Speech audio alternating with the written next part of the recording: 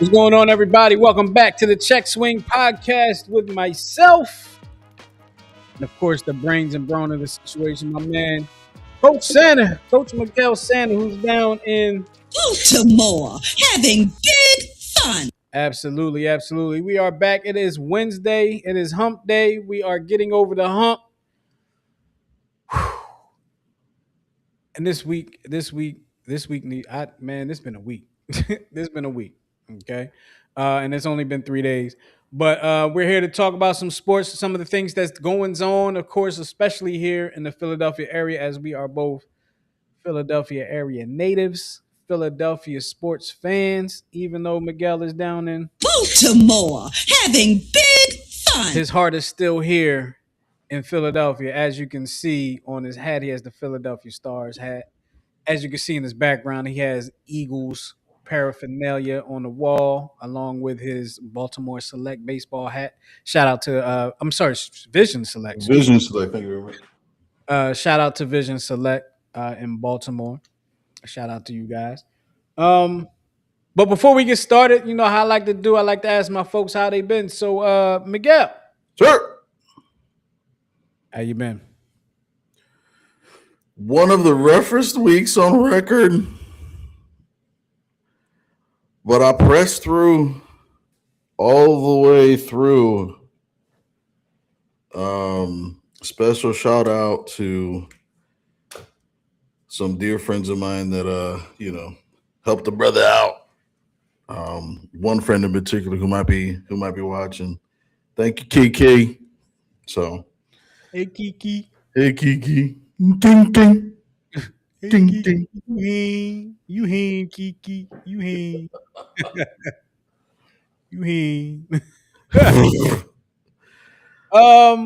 We like to have some fun on this show. So y'all already know this. We like to have fun on this show. We like to have a good time. So let's make sure we have a good time today. Of course, let's get through to some of the particulars. You can hit us up on the phone line at 727-731-8267. It's been a while since I said that number. We weren't on last week. I'll say it again, 727-731-8267. Of course, you can always hit us up on our 24-hour text line. That's 484-606-6061. And with all that being said, one of the best ways to reach us during the show is by go ahead and commenting in the chat, because we are here. In your chat, your comment can go live on air. Anyway, we're going to start off with a little bit of sad news. Former MLB star Garrett Anderson passed away, I believe, over the weekend. Miguel, you found the cause. Not that it was you had to go searching and had to call the coroners and stuff like that and the doctors, but you found out what the cause of death was, and you brought it to my attention before the show. So, can you please tell us what happened with Garrett Anderson? So, based on what the Orange County Sheriff Coroner's Office stated today in USA Today Sports, or yesterday, I should say, he died as a result of pancreatitis. So, the cause of death was actually acute necrotizing pancreatitis. So, according to the Cleveland Clinic, this happens when the pancreas is so inflamed or inflamed so severely that it causes tissues to just die. So apparently his wife, who was nearby, thought he actually passed of a heart attack based on how he reacted. So but it was sudden. It wasn't something that was expected. So but he was a 3-time All-Star. He was on the team with that won their only World Series, the Los Angeles Angels. He was on that 2002 team that won the World Series, their only world champion. And I always remember him as being a very simplistic hitter, always hit to the opposite way. He was durable as well. I think 8 seasons where he played 156 games, so he was definitely durable and professional. And, he was one of those players that I always wished that the Phillies would have gotten, but we know how that went. Yeah, Phillies never picked him up, and it would have been nice. It would have been nice, but hey, Philadelphia, Anaheim. I mean, what you want to do? I think I'll stick with Anaheim, just weather wise. Weather wise. I mean, that's what Trout's doing, but I mean, he's not going to be winning any titles anytime soon. Yeah, he's not, and I think at this point he ain't even worried about it. As long as he can get back and go to Eagles games, I think he's good. I think he's all right. I think he might be satisfied. Plus, he gets hurt every year. I know he's sick This of is that too. true. And if you're gonna be hurt, you might as well be hurt in good weather. This is true. I'm just saying. Um, Rest in peace, Garrett Anderson. Um, Sad news out of the MLB. But sticking with the MLB, we got to talk about the Phillies. Do Unfortunately, we have to? we got it. We got to bring it as part of the title of the show. So I gotta, we gotta talk about the Phillies. We don't have to talk about them that long, but we got to talk about them because this start to the season has not been ideal. I'll just say it that way. This start has not been ideal. They've lost 7 straight games. Going back to last week, I think did they get swept by the Giants? Sure. Yeah, swept by the Giants. If they didn't, then they should have been. Yeah, they might have won one. I think they took one from the Giants. I think they took the first one and then they lost the next two. They got swept by the Braves. Came home, got swept by the Braves, and went back to Chicago. Went out to Chicago and lost another one out there in Chicago last night. And they're playing. They're actually playing right now, and they are down 1-0 in the bottom, or excuse me, top of the second inning. Miguel, you're the baseball guy. I mean, we're both baseball guys, but like, you're the guy. If I have a baseball question, I come to you. And I don't know if you can answer this question I'm about to ask. They suck. Okay, I get maybe you can answer the question. The question was, what the hell is going on with the Phillies? I mean, is it just the Phillies though? Because you got the Mets who spent some money in the offseason, and they got Bo Bichette. Um, mistake intended, and they are on a midst of a 13 game losing streak. I think yeah, they're 12 right now. They're shooting for 13 tonight. I Shooting for think. 13 in a row, not so it's like it just seems like nobody wants to win the National League East. But um it's one thing when like one or two players usually historically start off bad, but it seems like one day when they're hitting, then their pitching is not, doing things. And then when they're pitching well, then their hitting just doesn't show up. They just seem like it's out of sorts. But I remember there was a quote from Rob Thompson this week, you know, which is kind of a tell. He was saying to the media that, oh, we're not, we're trying our darndest or hardest or whatever, you want to say.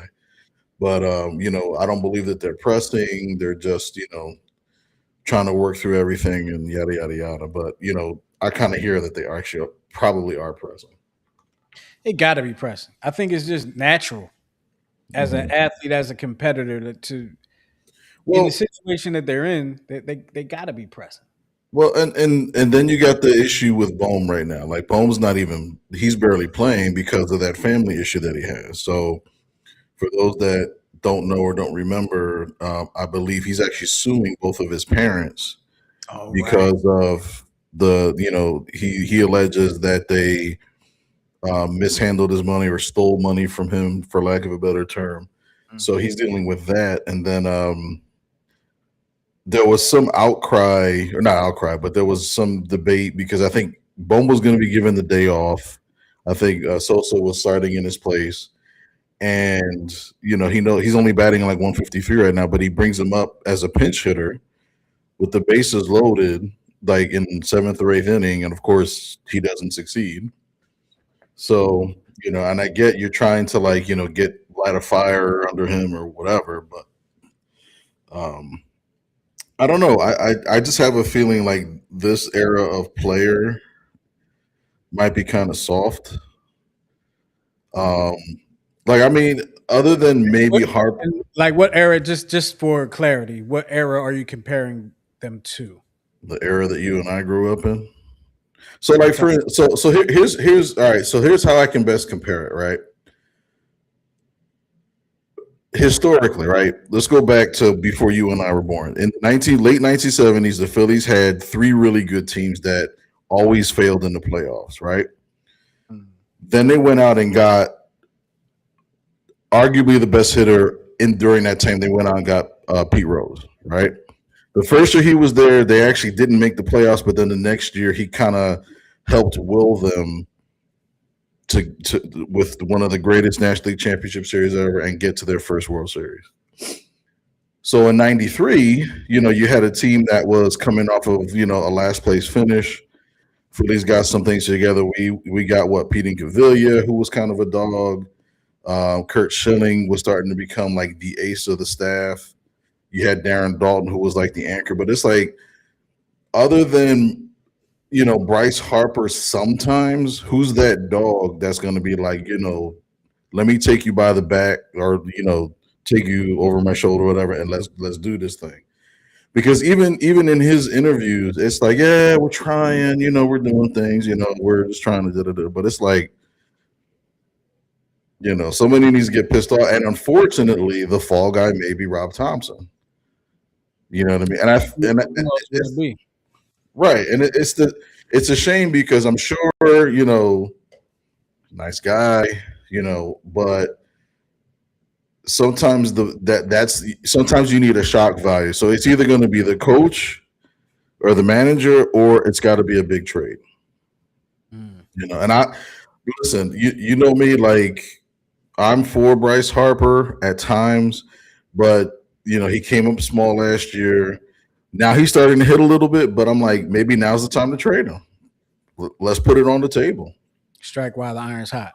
Strike while the iron's hot, and I think that's what happened to the Phillies in the late 2010s. I think we kept everybody too long. Mm. First off, we called up everybody too late in their Yeah. careers. In their careers, That was that to me. That was the issue. that you're right. So and we all know why, because the Phillies were still trying to win but be cheap. But Hmm. now that they're now it seems like they're trying to win at all costs. But it's like you got to get rid of this nucleus. I think getting rid of Nick Castellanos was a start because he passive aggressive and all that ish. He's a California guy. Just get him out. But I think you may have to consider trading Bohm or packaging Bohm and maybe stop. I think. I think Bohm. I think Bohm is gone very soon. It may not be this season, but I don't think Bohm is on the team next season. And I think that's because of the kid Aiden Miller coming up, third baseman. I mean, they've been talking about him maybe playing different position, but unless to me, and you tell me if I'm crazy, unless you're moving Bohm over to first base and Bryce somewhere else, maybe in the outfield, which I don't know, maybe left field, and then you move Aiden Miller to third. I don't see how that's the only way I can really see how that fits. And still, you still have the issue of hitting the baseball, right? We don't know what Aiden Miller will be when he eventually makes it to the show. But you have the issue of hitting the baseball. Bohm still is, if he's on the team, he still has to hit the baseball. Bryce still has to hit the baseball. You talk about packaging maybe Stott and Bohm and some, but to me, I'm like, well, who wants that?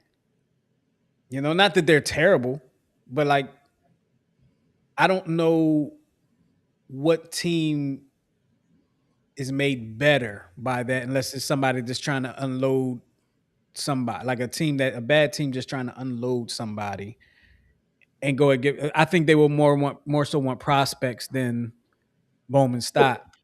Um, I'll be honest with you. I liked Stott.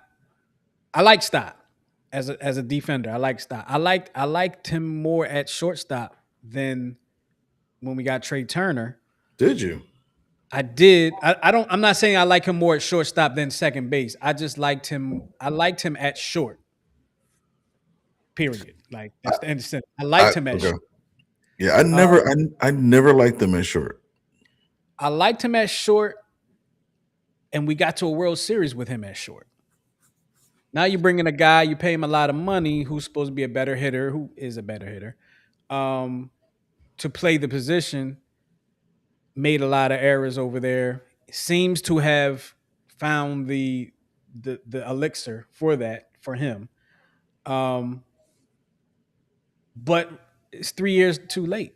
Like it's 3 years later. I'm not really sure. Marlon Booker says, "I believe we need a coaching change as well as trade off. We need to give up on this current group of high priced players that aren't producing." That's a great opinion. I can't argue with that. Mhm. Um, the production ain't there. Yeah, and again, I know I hate to say that it's only April, but we've been kind of saying this the last 2 or 3 years now. So it's like Right. not, This not this feels like right now, currently, Phillies feels like 2 years ago when they started off hot and then the second half was just terrible. This right. feels like that second half right now to me. Yeah. Like this just has that feeling of like to me. I don't think they lost 7 straight games in that second half, but in that second half, to me, it felt like they were losing 7 straight games, and like I just have that same feeling now. Hit us up 727. Excuse me, I'll get it right. Hit us up 727-731-8267. You can also hit us up on our 24-hour text line at 484-606-6061.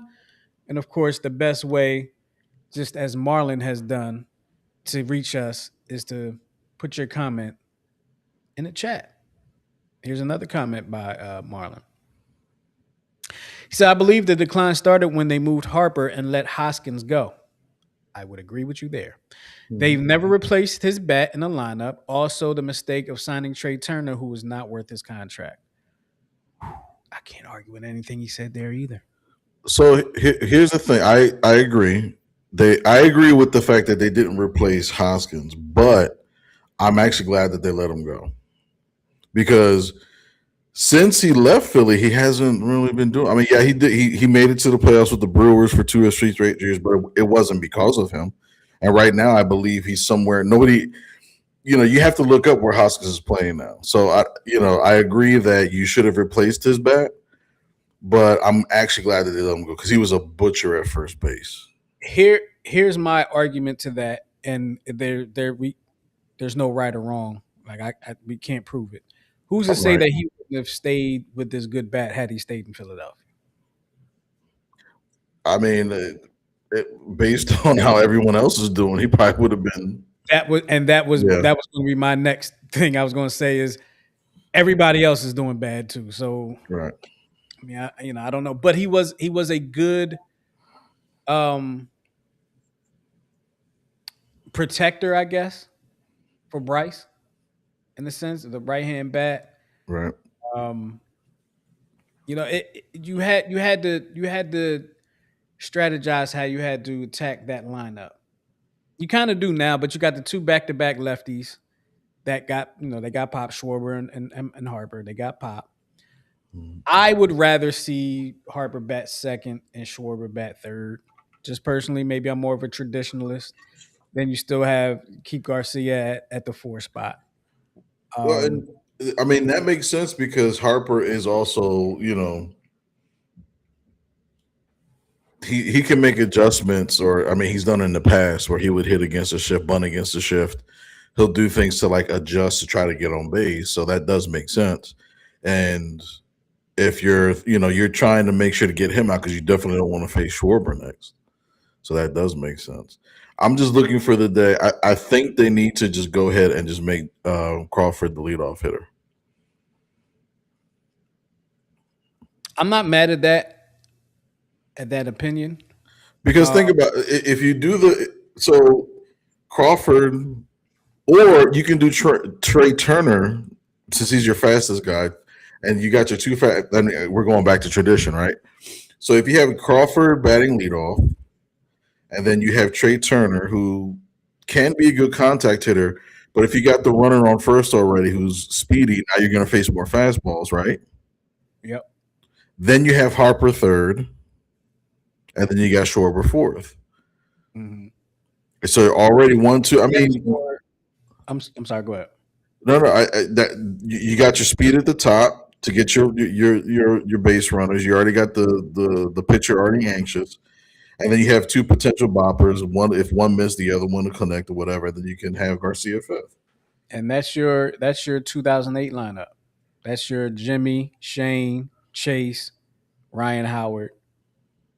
Um, um, don't tell me what was his name. Jason Worth. Jason Worth, yeah. You can I, have Trey, Crawford. You got Crawford, Trey, Bryce, Schwarber, Adolis Garcia. I don't see anything wrong there. We got to figure it out. Marlon Brooker says, when do we start looking at the hitting coach? I'm surprised that has not happened yet, to be honest with you. But it's And it like should. I feel like the hitting coach must be doing something right. It's just when they get in the game, they're doing it wrong. Their Yeah, chase, their chase rate is crazy. they shouldn't look at the hitting coach at all, in my opinion. This is why.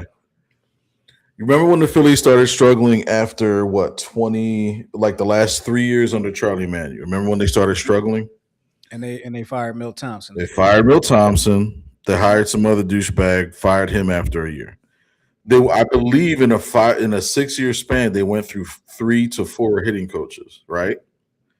So the result was the same Yeah, yeah. because again, so Different batch of players too.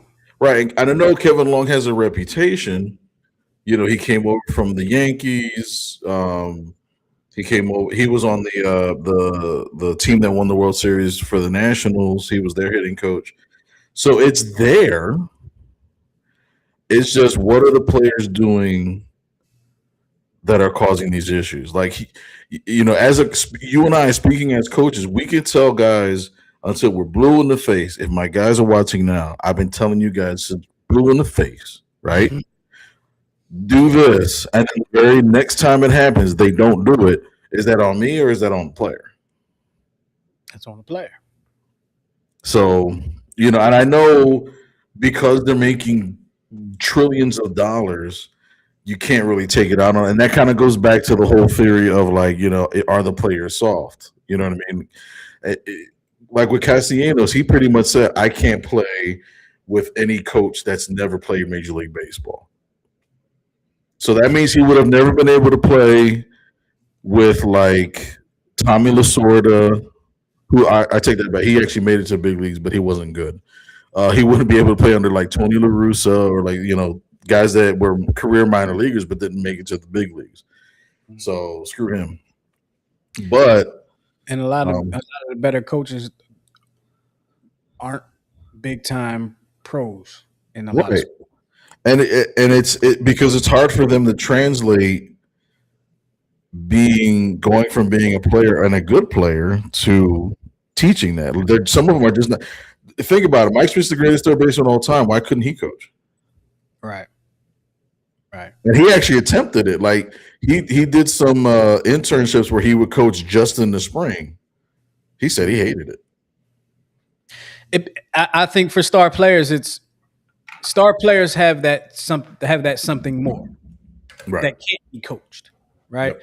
And star players probably don't realize that can't be coached, right? Right. Because they did it, it came naturally to them. They figure they can instill it in somebody else. Nah.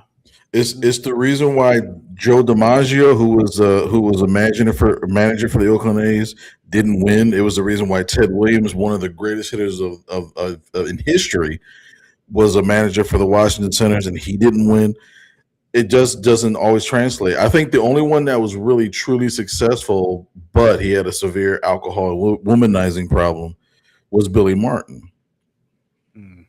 And he was an absolute genius, but he just had these demons that kept creeping up, and then coaching in New York, you know what I mean? But it's very difficult for stars to for that to translate. So, but getting back to Marlon's point, like it's easy to ask the coach when it's the players, but I know that sometimes you need to do something drastic to get the players kind of like, okay, we messed this up. Let's do this. But seeing what the Phillies did when they kept everybody too long back in the early 2010s, I'm all for trying to do trades first, then getting rid of the coach. But I would be okay with firing Rob Thompson, considering that you have Don Mattingly, who's been a manager. Another Yankee. Uh, Think about it. Think about Joe Girardi, this is true. Kevin. What's his name? Kevin. What's his name? The hitting coach. Hold on. Joe Girardi's a fake, and But it's hold been on. proven. But he came from the Yankees. Joe Girardi, Yankee. He Rob was okay. Thompson, He was a fugazi. Yankee. Kevin, whatever the hitting instructor's name is. What's Oh, his name? Kevin Yeah, Long. Kevin Long. Kevin Yeah. Long. Thank you. Yankee. Like they all come from the Yankees, and it's not working out for. It worked for them in New York. It worked for them when they had Jeter and Matsui Mhm. and A Rod See, but and you see, you're proving my point. You see, it's the type of players. mhm. Like right now, Jazz Chisholm, who's a great player. I think somebody did an interview because they know how he is. They said, "Can you tell us, tell us when you see a player that's better than you?" And I think they put up like Ellie De La Cruz, like all these other players. And he's like, "Oh yeah, I think I'm better than all these players." And then he went out the next day and was like, "Yeah, I think I will be the next 50-50. I will be the second 50-50 man ever." And then he proceeded to strike out 3 times. Well, I mean, what's he supposed to say? When you're a competitor and you're at that, like you're not going to go out there You're and say gonna somebody's better than you're you. gonna you're gonna see, so you want him to say, even though he's never hit 50 home runs, he's never hit 40 home runs, he's barely hit 30 home runs once or twice. You want him to go out and say that he's gonna be better than Otani, and then be amongst the legends when everybody sees your game. Didn't Well, he hold on. like? Let me counter your question with a question. Do you want somebody on your team that's admitting that these other players are better than him? I want a player that doesn't care if another player is better than them, but they know how to win. That's all I want. Okay. Because ultimately, you're not saying that this player is better than me. You're just saying he's a great player. I don't care what he says about that. I want to see results on the field. But from what you were telling me, the question was stop. What was it? Stop me when you see somebody that's better than you. Mhm. Is that what the question was? Yeah, you I'm know not. what it is. I'm not stopping anybody. When it got to Otani, he still didn't say anything. So what? Just I saying. need somebody that has that confidence. Like you have to have confidence And I in. get it, Justin. I get it. I want to have the person have that confidence. I do.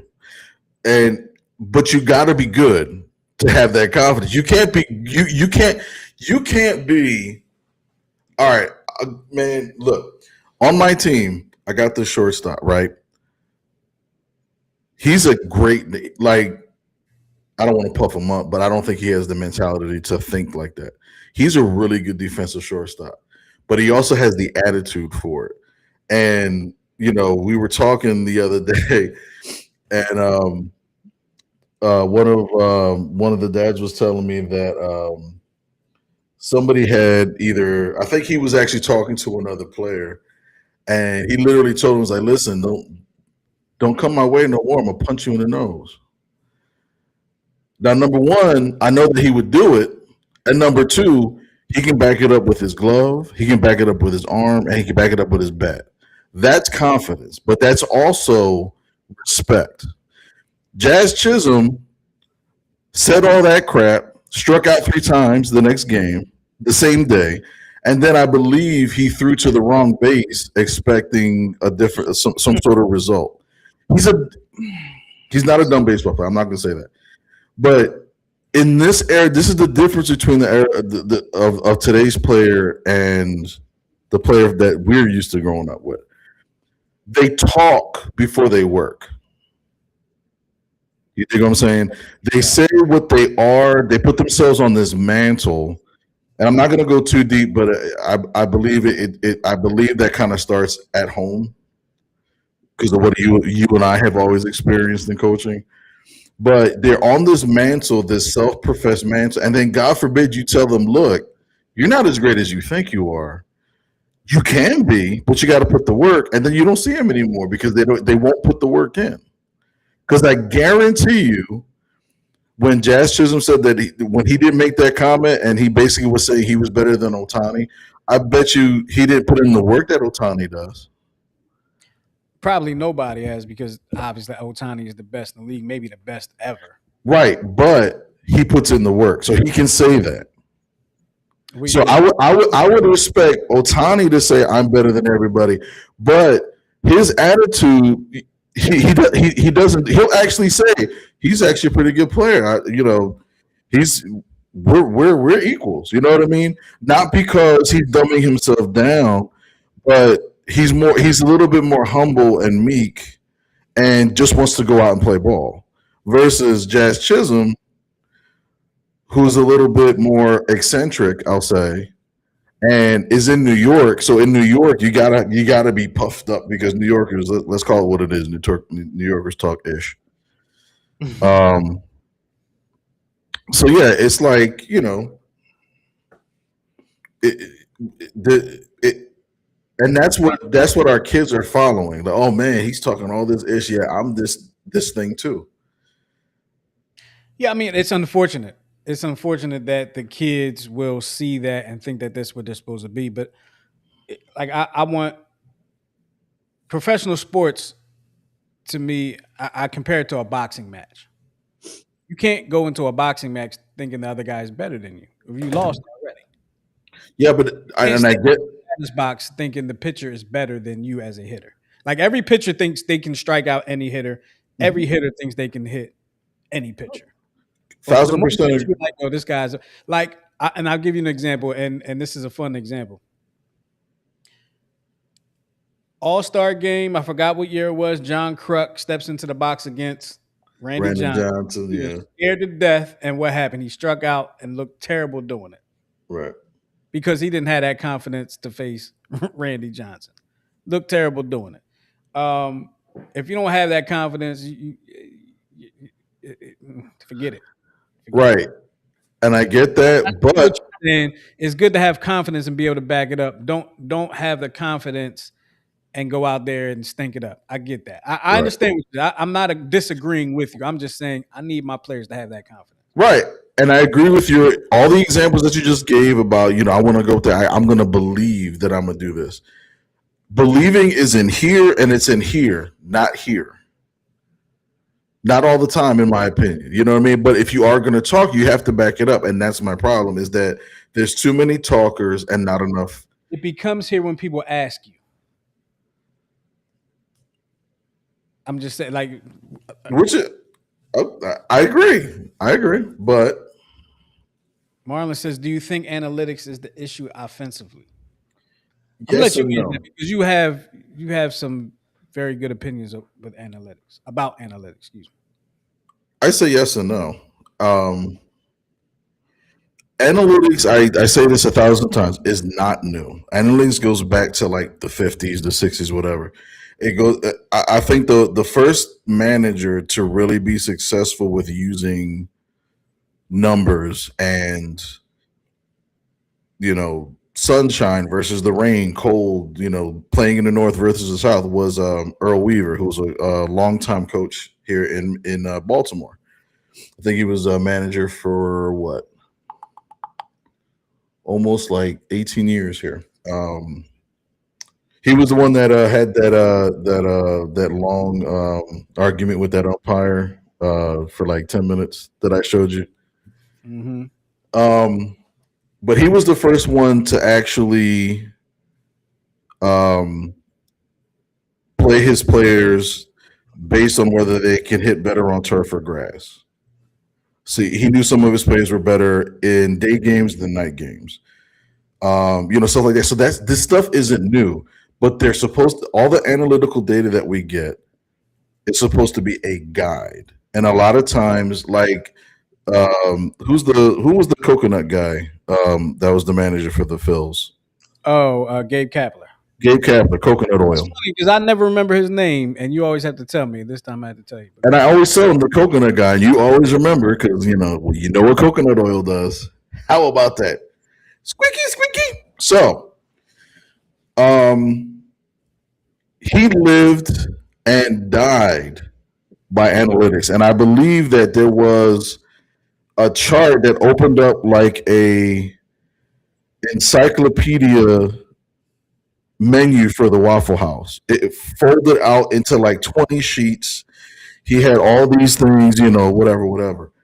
And he is responsible for the reason why baseball was long as crap. He was responsible for managing the longest regular season game in Major League history, the longest full 9 inning Major League game. I think it was like 5 hours and 20 minutes Mhm. because of all of the changes that he made. He wound up messing up a bullpen switch. It was horrendous. But that was a manager that lived and died by analytics. Joe Madden, right? He was on um, the Cubs when they finally won the World Series, right? Mhm. He lived and died by it, but when it came to the playoffs, he's the only manager that I've seen that actually made adjustments based on what was actually going on. Because when they were playing when they were playing Cleveland in that World Series, remember Cleveland was up. I'm sorry, yeah, it was a back and forth game. The Cubs were actually up in the ninth, and then he brought in his closer, and then he gave it a home run, and then the title went into extra innings. So he had to manage after that, and he did a great job doing it as a manager because analytics doesn't account for emotion. It doesn't account for certain situations, and analytics is literally base to base. It takes away. It doesn't want you to take chances. So that's why stolen bases went down. Bunting was an absolute no no. Analytics hate sacrificing. You know what I mean? So it took away all the nuances of the game. And that's why it turned into junk. And that's why now baseball is backtracking with the defensive shift change. Now you can't shift.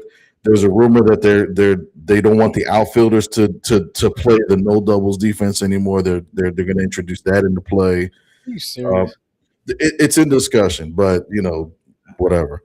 Um, Well, so and then they make the bases bigger because they now want stolen bases again. So it was like all the stuff that they took away, all the stuff that analytics took away, I'll say, ruined the game, made it absolutely atrocious to watch. And now they're backtracking and want to go back to it, but they don't want to hurt people's feelings, for lack of a analytics better has term. made real baseball fans not want to watch baseball, and has kept the casual fan away from watching baseball. You know what? It makes me want to watch college baseball a lot more. I love watching college softball.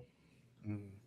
I saw one of the top two teams. I think the top five teams play each other like a couple of weeks ago. It might have been like Vandy versus like UNC, for instance. And I saw like 12 bunts because they were playing to win. I saw three hit and runs. It's like what? That's baseball. The There was instability. there was I think you shared it. There was a video out where there was a team. I think it was it the Royals? I forgot what it was, but they bunted like three times in a row. Oh, it was the Brewers. The Brewers. Thank you. They bunted. They bunted 3 times in a row, and one of them was a safety squeeze, so they got the run home. And it caused all this havoc because the catcher, I think the catcher threw it away, and then the other one nobody was covering. Mhm. Um, and you know what's worse though? A lot of these travel teams, and of course I was a coach of a travel team, but it was one of these teams that they were called like the, I don't know, for lack of a better term, they were, let's say they're macho ball sacks, right? So they were a team of players that they handpick, these super teams or whatever, and they were playing a team that was beneath them, so to speak, or not as good. And that team lost because number one, they couldn't hit a curveball, and number two, I think that the opposing team bunted like 7 times and they never got an out. Mm.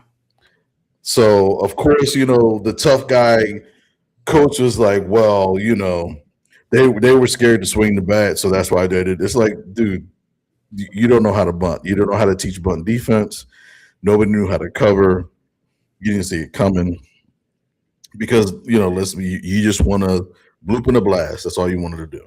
So Earlier, you spoke about some MLB rule change considerations. There was one in particular that you wanted to bring up. this was this kind of it came up on my feed maybe like a week or two ago. Somebody came up with an idea for a one more rule change in regards to the DH, and I just wanted to pose the question and see what you thought. So this person said if they were in charge, they would add one more rule, and the rule would state that when a team lifts their starting pitcher, takes a pitcher, starting pitcher out of the game, they lose the DH for the rest of the game. They believe that it will improve the game by incentivizing organizations to develop pitchers, not just throwers. I mean, that should be happening anyway. But the strategy comes back into baseball with the double switch. You please the DH fan and the non DH fan. Most importantly, we will start to have starting pitchers who are stars again, starters who go deep into games, creating those marquee pitching matchups. So there's no more quote unquote opening pitchers and no more bullpen games. So I present that idea to you. What are your thoughts? No, sir, I don't like it, and I'll tell you why. Now, to me, as a National League City person, the the DH rule, the DH position is its own position now. It's its own spot in the batting order. Pitchers no longer bat unless your name is Shohei Ohtani. Your pitcher can be the DH, as in the case of Shohei Ohtani. Um, but I guess what this person is saying is true on its head. Causing the double switches and things like that. But what happens when your pitcher has a bad outing in the first inning? Right now you're going to have to you got to take this person out, and now you got pitchers going into bat, I guess, and then I guess um, you're going to bat for your pitcher, and then you got to take that pitcher out. If you're going to do that, I think you're going to have more bench players now. If you're going to do that, it just feels to me because if you have a team, I guess if you have a team that's really rallying and your position comes up every 1 to 2 innings. Mhm. I guess you can afford to keep the pitcher in there, but I'm not feeling that because I guess because I like the DH rule now. I kind of like having to pay attention to 9 batters as opposed to going to get my beer when the pitcher's up and coming back and it's already on commercial. Um, Maybe you can change some things around the DH. Like there are a lot of things I still don't understand about the D. Like you can still lose the DH now, but I just don't understand certain things around the DH. I didn't grow up in a DH city. I grew up in a National League city. So, that rule, I don't know if people that grew up in DH cities understand the DH rule better than I do, but Well, what remember for when Otani started doing his thing, they called it the Otani rule. what was it? So basically, you don't lose the DH. So like, if he were to like for so in the past, the DH was its own position. Like you couldn't like if you started out in right field, you can't all of a sudden be the DH, Right. right? Mhm. With Otani, you could. So you don't lose the DH. So it became more of like a floating thing. But that rule only applied literally to him, but they created the rule for other future pitchers like him. Mhm. So he could theoretically, once he pitches like 6 or 7 innings, then he can go play right field and not have to, relinquish his position or lose lose the DH. Okay. I mean, it's just it's a thought from somebody. We could talk more about that another time. Marlon Booker says removing the pitcher from the batter's box took away the strategic part. Bringing in the DH has not made offenses better. It's actually gotten worse across the league. That's something I did not know. I would assume that it's gotten better just because you have nine legitimate hitters in your lineup per se. Right. I mean, and it does force you to use the bench. But I think the only issue is that you had what 80% of pitchers batting like old 92. Like you said, Right. it was a free out, Mhm. But like the Phillies now have Justin Crawford in the ninth spot, who's not doing terrible. It's just the rest of it's the 1 through 8 that's doing bad. Rafael Marchand has been in the land. He Oh, was that's hitting right. That's right. He was 037 or something like that. I think he's and got Mark, like 037 or something crazy like that. dude, every game I've seen Martin Kac, he gets a hit. I'm like, so when I'm there, he's batting like You 684. ain't, Okay. you ain't been seeing him lately. You ain't been seeing him. I think he got a home run this year. I think he has a home run, and I think that's the only hit he has all season. Yeah. And it was As funny. of, as of the start of the game last night, I don't know what he did last night. It's funny because he had a reputation for not hitting well in the minors, but then every time he got called up, he would hit. A home run. He Yeah. would. Um, Um, one person I'm actually excited about is they called up Felix Reyes, and I saw that last night. and his first MLB at bat, he hit a home run. He's tearing it up in the minor leagues, and I'm glad that they called him up. I'm like, finally, one of the things that Dallas Green did in 1980 to help the Phillies get over the hump to win their first World Series was he called up the young guys. So he had Gary Maddox, the Secretary of Defense in center field, right? Mhm. They had kind of a spat, so he decided, all right, well, I'm gonna call up a center fielder, Del Unser, and he's gonna take your spot. He had Lonnie Smith in left field competing with Greg Luzinski. He had Keith Moreland behind the plate competing with Bob Boone. So he created those instances of competition. So now the veterans are like, wait a minute, this guy's behind me, like outplaying me. I gotta pick it up a little. And I think that's really what took them over the edge. I think that's what the Phillies need right now. You got to start calling up some of these young guys and say, look, if you can't do it anymore, we'll pay you the money to sit. Get this guy up here, and he'll be glad. They won't pay them the money to sit. They won't That's bring the problem. guys, and they won't do it. Let's move on real quick. The Sixers were in the play-in game and won. So we were going to talk about that last week, but no need. Now they're all tied up in the playoff series with the Boston Celtics. They hated Boston. Philadelphia hates the Boston Oh, Celtics. I did Boston. Um, Series tied. They lost the first game by like 32 or something crazy. And then they won last night by 12, 13, something like that. I forgot what it was. But VJ Edgecombe, rookie VJ Edgecombe had 30 points last night. Tyrese Maxey had 29 points last night. Um, an amazing night for them. The Celtics just could not knock shots down. I'm happy about that. Um, and they're coming back to Philadelphia. And like I said, I've told people I feel like the Sixers are going to shock the world in this series. Now that I've said it on the show, it's not going to happen. But that was my feeling. The Sixers were shocked. I didn't think they would win the first game. I thought they would come back and win the next two. Maybe lose the next one after that.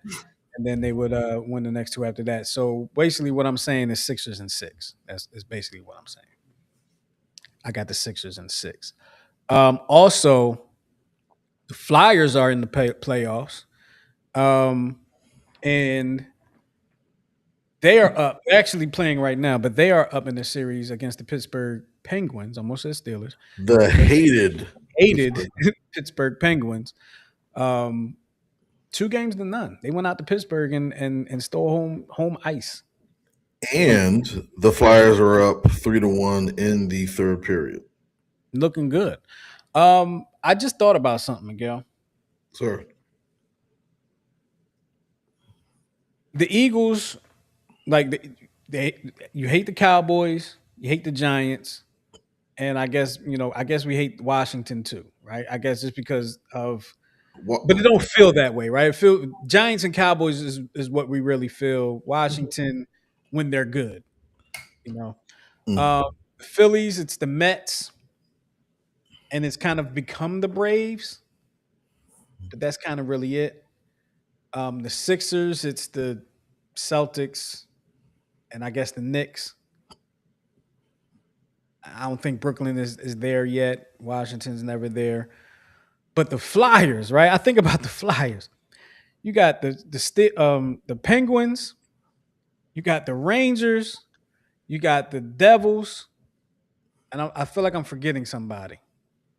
I mean, those are the big three. It used to be that, They're like legitimately hated by Flyers fans, like legitimately hated. There's yeah. no little bit about it. The Steelers, excuse me, the Penguins, the Rangers, and the Devil. Like, how do you just have three big time rivals that you just like fan bases hate each other? I mean, what I think what helps it is that sport you're allowed to fight, Oh, So I think that The uh, Bruins. the Bruins, yeah, Boston Bruins. Yeah, the And Bruins. it's funny because you could name so like, you really hate Pittsburgh because of Sidney Crosby. And he was acting like, the kiddish Before that, Sidney Crosby, don't forget before that, Mario Lemieux. Mario Lemieux. And Mario Lemieux and Jeremy Jagger. And I don't know if you ever remember this. Jeremy Jagger. He was the Jaromir Jagr, yes. yeah, Jeremy. I always said Jeremy. I don't like to pronounce people's names. Lemieux Jagr. But he ended up playing for the Flyers. Very, and I think he just retired too. He played until he was like 48. Yeah, he played very But late. do you remember? This was like late '90s when the Flyers would play the the Penguins. That whenever Jaromir Jagr would actually touch the puck, the whole venue would start to whistle. Yes. There we go. Yeah. Do you remember why? I don't remember why. I just know that whistling is like the European boo. So the reason why they do that is because he's very, very white and he had rosy cheeks. So they were catcalling him. Oh, okay. I got you. And the Penguins they had 2 stars back then, Jaromir Jagr and Mario Lemieux. Hmm. They had 2 stars back But then. they had some pretty good. I mean, they won 2 Stanley Cups, and I think with Crosby, I think they won. I think he's won 2 or 3. Is that many? Wow. Um, Mhm. let's move on real quick to the Eagles. I was about to say the Sixers. We already did that. The Eagles. A couple weeks ago, we were going to talk about this last week. They traded for Dontavian Wicks, wide receiver. Yo, I'm sorry. When I heard that name, it sounded like the bit on Key and Peele. Uh, with the Octavian Thundersplash. You know what I mean? It don't Yeah, sound real. I kind of got that feeling too. I kind of got that vibe with that. Mhm. Which I mean, they picked up like 3 receivers in this offseason. And people are like, all right, this means that AJ's gone. I'm like, but the Eagles do this every year. Th- Cut most of them every year they too. cut most of them, right, or they'll keep because that's how we got Dotson. You know what I mean? He was our number 3, but he was 3 in a field of like 6 or 7 that the Eagles would always invite to camp. So and it was the Johnny. I forgot his name. The one guy, Johnny something. I forgot it. The real tall one. I think he's still around too. But I say all this to say that Adam Schefter, the NFL insider, NFL insider Adam Schefter. Actually, I guess he is the ESPN NFL insider. He's reporting what all of us have been hearing for a while, and from Diana. What's her name? Why did it slip out of my head? Diana. Vanderschmut. I don't. Uh, The one that was sleeping with the coach. the one that's the one with the that had the little scandal right now. Anyway, it's saying that a trade, AJ Brown trade to the Patriots is inevitable, and it'll probably happen. It won't happen. He's saying it's probably not going to happen during the draft, which the draft starts tomorrow. Real quick note: I didn't know until today that Daryl Dawkins' son is, I believe, a lineman, and he is in the NFL draft. So Nice. shout out to him. Daryl Dawkins, for those that don't know, is former Sixer, Chocolate Thunder. May you rest in peace. Um, saying that the trade is inevitable, but it won't happen until after June 1st. And I believe a report has come out saying that AJ Brown will not be at Eagles OTAs. So with all that coming out, it's the OTA thing that for me. If there's, it's kind of like Nick Castellanos when they asked him not to show up to spring training. That's kind of what it feels like to me. And I know you're still standing on what you're standing on, saying that they're messing with the media, but it's really starting to not feel that way anymore. I still hope you're right, but at the same time, if you are right, AJ needs to really step his game up and make things happen this season. I just put it to you like that. Just say it like that. Um, Real quick, I just want to put this real quick note out there. Brian Dawkins, Eagles legend, NFL Hall of Famer. Brian Dawkins is he could be suspended from coaching. I don't know how long or what the case may be, but I'll just read this to you guys real quick. A wave of emotion sweeping through Philadelphia as Eagles legend Brian Dawkins faces suspension from coaching after assisting high school players, and the decision after assisting high school players, the decision is sparking outrage across the community. What was meant to uplift young athletes has now turned into a controversial ruling that many believe crosses the line.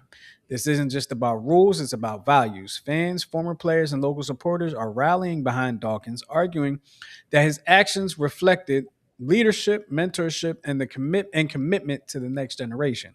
Instead of celebration, the moment has turned into a debate over fairness and intent. Now the Philadelphia community is making its voice heard, demanding justice for one of the most respected figures in Eagle history. What started as a quiet act of support has become a powerful movement that's growing louder by the day. And Brian Dawkins was quoted as saying, "I wasn't trying to break rules. I was trying to help kids who needed it. If making sure they're safe, fed, and ready to play is wrong, then maybe the rule needs to be looked at. I'll stand on that every time." And that's unfortunate because I know earlier this year we saw Teddy Bridgewater, former NFL quarterback, get in trouble for kind of the same thing. Kind of, so he was helping some kids out that needed some help, some assistance, and he was suspended from his coaching duties. So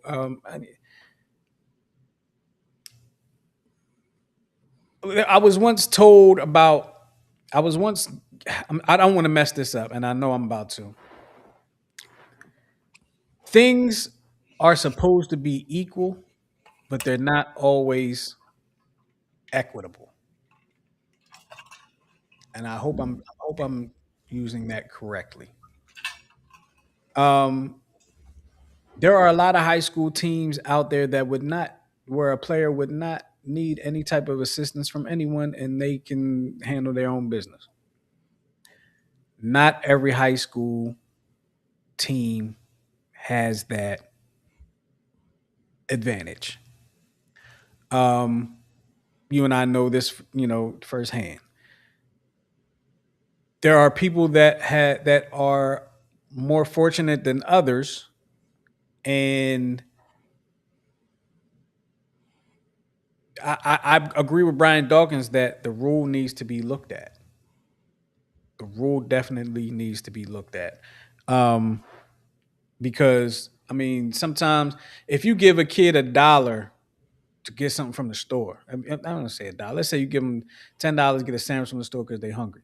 You helping the kid out, but you can get in trouble for that. It just ain't right. It just ain't right. Ardot says fair and equitable are not the same thing. That's the challenge. That is the challenge. It is. That is the challenge. Um, Real quick, you wanted to talk about this rule. Am I correct, or did you want to? What did you want to do there? Because I I know mean, you. we can kind of run through it since we're talking about fair and equitable. The NCAA is proposing a hard age based rule, so it's a what is it, a five in five rule. So they're considering creating a strict 5 year eligibility window starting from an athlete's 19th birthday or high school graduation, whichever is earlier. So this proposal aligns with recent executive order discussions, which seeks to eliminate most red shirts, most waivers, and extensions, allowing only limited exceptions for military service, religious missions, or maternity. So the key cogs in this particular proposal are the eligibility period starting 19 or high school graduation. So the athletes have 5 years to complete their eligibility. So this is often referred to as 5 years to play 5 years, 5 years to play 5 seasons model. So the limitations are the proposal aims to remove the quote unquote gray area of current waivers and red shirts, creating a more black and white system. Um, the exceptions are expected to be limited to extraordinary circumstances like we just mentioned. So they're hopefully it's an ongoing cabinet thing as of this middle month, but the potential shift aims to bring more structure to college sports and reduce the subjectivity in the current waiver process. Yeah, this is going to be interesting to see. I'm going to keep my eye on this. I hope like this doesn't lead to like more lawsuits and all that craziness. Um, but here's what I will say, and I don't know if it pertains to this rule or not, but I was thinking about this in the car the other day. The NCAA, their big sports are football and basketball. Right there, those are the money making sports for just about every program across this country. NCAA has a problem, has a sports problem. Okay, and there's people that love college football. They will watch college football to the day they die, and I get it. College football college football is culture in some areas, like your Alabamas, your Mississippis, your Louisianas. Like it's culture in some places. With the transfer portal and with all the things that happen in college sports, I'm not saying college sports sucks now. What I'm saying is college sports as a product sucks now. It's not fun to watch anymore. Um, the NCAA tournament just passed, right? Mm. I think I was a little more interested in the first weekend of the first 2 weekends of the tournament than I was the final. Right? I watched the final. Don't get me wrong, but I was more so interested in the first two just because of the upsets. I wanted to see teams get upset. And you don't see it as much now because of the transfer portal. People move here and there, whatever the case may be. Um, Football, you have the same deal in football. People leaving schools after a year because they didn't play or they think they can get more money or whatever the case may be. It's ruining the product. You can't. You have to. You kind of have to do what you do in pro sports now as a fan. You just have to connect with the name on the front of the jersey and not the name on the back anymore. I'll give you a good example, real quick example. I'm a North Carolina Tar Heels basketball fan. There was a kid on Michigan's basketball team this year, on the national championship team this year, who was on North Carolina's basketball team last year as a freshman. After playing last year, he up and left, went to Michigan, won the national championship. Good for him. A couple years ago, when North Carolina was in the finals and he lost to Kansas, they had a freshman come in that was a really good freshman. He came in. He actually came off the bench and played. The following year, he transferred, I believe, to Arizona. So you can't really connect a lot of times with some of these players because they're looking for their advantage. They're looking for, and I can't be mad at them either because the NCAA has used these athletes since the beginning of money being introduced into NCAA sports. Um, oh, he said I wasn't interested in March Madness because UNC got bounced early. I'm gonna keep it 100 with you.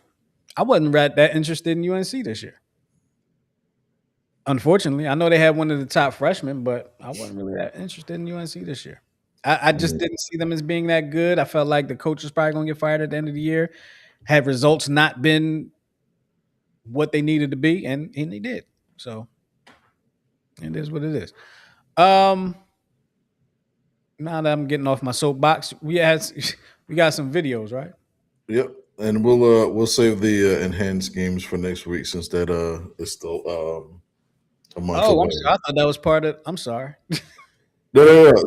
So what we'll table for next week. There's this event that's coming up that's called the enhanced games. Okay. Um, it's basically it's set to take place at the on May 21st to 24th, and it basically is going to be an event that will allow athletes to use performance enhancing substances. So we I want can to see baseball. uh I want to see baseball being played. absolutely. I do not want to see people using enhancements and playing Australian rules football. That could be brutal. Yeah, you're gonna see a lot of death and murder there. That could be brutal. I don't want to see it. All right, so I put up some names of videos. So let me know a couple that you want to see or a few that you want to see based on the name, based on the title. Let's go with that first one. Got him. All right. All right. So it's uploaded. And you just want me to go ahead and So this is a women's softball with a heads up move by the catcher. Snap throw down the third. Kelsey Mathis not expecting this at all. She juked her. that was nasty. That was nasty. I like that. That was yeah. That was smooth. I was thinking about that at practice day. Like, can I teach my catcher how to do that? Can I said no, he's a freshman. I'll wait. All right. Next one. So let's go with the next one is going to be Take Down Cry. I feel like you were hoping I picked that one. Because I think we all have felt this way at some point. It's an old video. It's been out for a little bit, but I just always love the ending of it because it's children martial arts. All right, let's see what we got. I've got no roof, but my home was never on the ground. I've got no roof.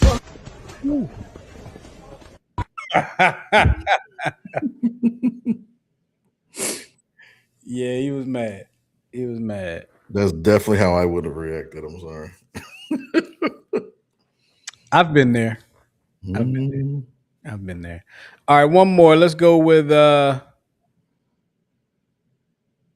Indie Face. All right, so this is a wild pitch. Okay.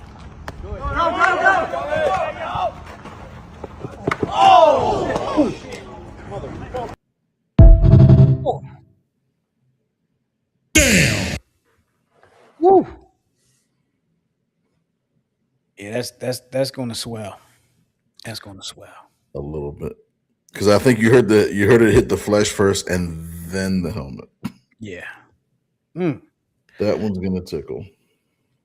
All right, and I'm not in the chat, and phones are off, and it's time for Miguel to stump me. Yes. If I can get this screen to work like I want it to. Share. All right, there we go. We're gonna do this, and then we're gonna move you to here in case he has hacked my computer. All right. Case, who hacked your computer? Let's do this one. All right, here we go. All righty, here we go. Somebody with no accolades. He has accolades. It's a one-time All-Star. I gotta look around at things. One-time All-Star. Looks like he played for the. Just tell me. In All order. right, finally, he played for the New York Mets, the Baltimore Orioles, the Tampa Bay Is this Rays. in order? No, I'm saying it in order, but the numbers probably are not. Okay, gotcha. Start over. Okay, you want me to say it in the number, based on the numbers on the screen? Well, I just wanted to be in order. Just tell me in order of what team he played for, first, second, third, like that. All right, the Mets, the Pirates, the Rays, the Astros,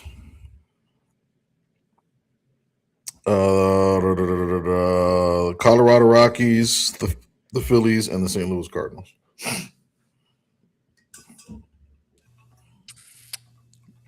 We have already had Greg Jeffries, but I'm gonna say Greg Jeffries. Absolutely not. Every week. All right. Oh, let me move my camera a little bit so I can. Or number 24 for the Phillies. Can you give me a time frame of the career? I know he had to play in the 90s and 2000s. It wasn't in the Nope. 80s. Well, He played in the mid 2000s. I want to say he was done around maybe 2018. and it was the Phillies, and then who? The Cardinals, St. Louis Cardinals was his last team. Can you tell me the position? Yes, What is it? all of them. Is it a utility player or he Yes, played every position? utility. So his primary, I would say, would be first, but he played utility. He was pretty much a utility guy.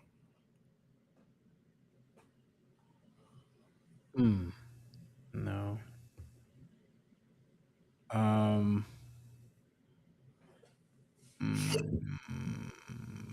Galarraga. What? Andreas Like, Galarraga. really? He played for the Braves, didn't he? He played for the no. So He played for the Braves in Colorado, but no other team on the list. Okay, you know. And he definitely never played for the Phillies. Galarraga didn't. I thought he spent a year with the Phillies. Never. We would have won if he was with us.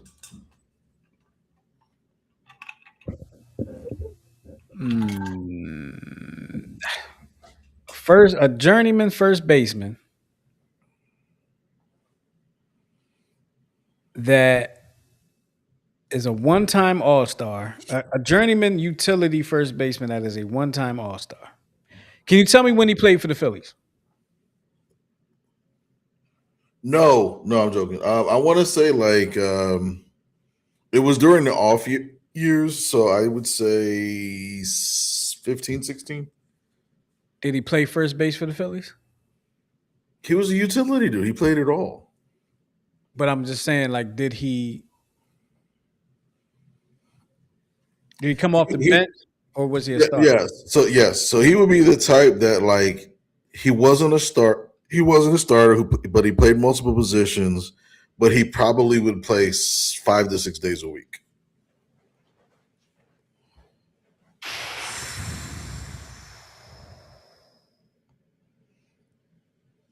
Wow. And who was that after the Phillies? It was the Nationals. No, Who St. was Louis that? Cardinals. Cardinals after the Phillies. Utility. Were the Cardinals any good after 15, 16? Colorado.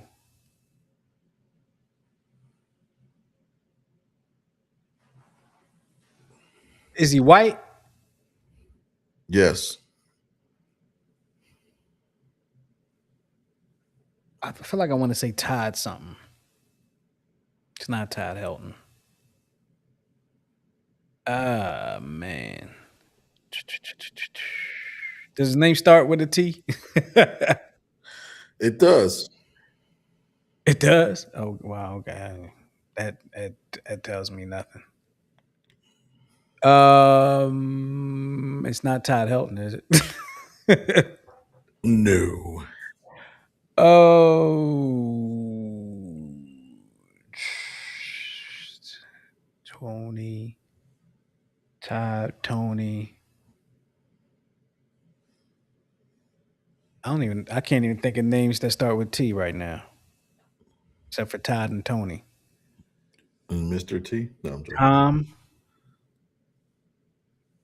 Tom, Tracy. You got me. I have no idea. I have no clue. And don't even say who it is. Just show me the picture, and I'll tell you if I even know who this person is. Just put the picture up first. Ty Wingington. Mm-hmm. I don't even remember him playing for the Phillies. Yeah, I think he was. They were trying to transition out of Darren Ruff. Remember that dude? Yeah. Who was Yeah. supposed to be our first baseman in the future and didn't pan out. Wow. And he's running over a catcher. My, how things have changed. My, how things have changed. There's actually a better one. I can't remember Wait what. a minute. I don't even. What made you even? You know what? No, because I don't want to know your thought process behind picking people. But like, how did this guy pop up in your Rolodex? I remember actually liking him because he was actually a pretty good pinch hitter for us. Just nothing else. Um, but I don't know. He was like that. Every man's kind of like he was like he was rugged and he just did his job. He was a You ball know what player. I mean? He was a ball player. You know what I mean?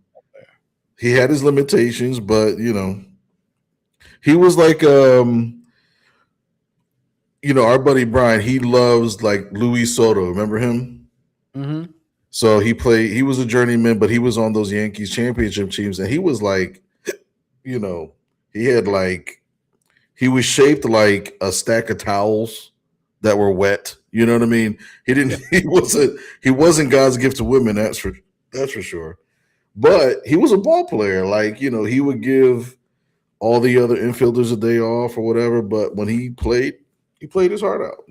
So Okay. All right. Well, you got me. yes, sir. The streak is over. The streak is over. I still gotta give you $5 for the Uh, charity, for the charity for the Vision Select guys. I believe if you go onto the website, there's a link on how to donate. So I could donate straight to the organization. yeah, Okay, maybe I'll do that now. yeah, the link is in our notes, so you got it there. All right, cool. Any last words before we get up out of here?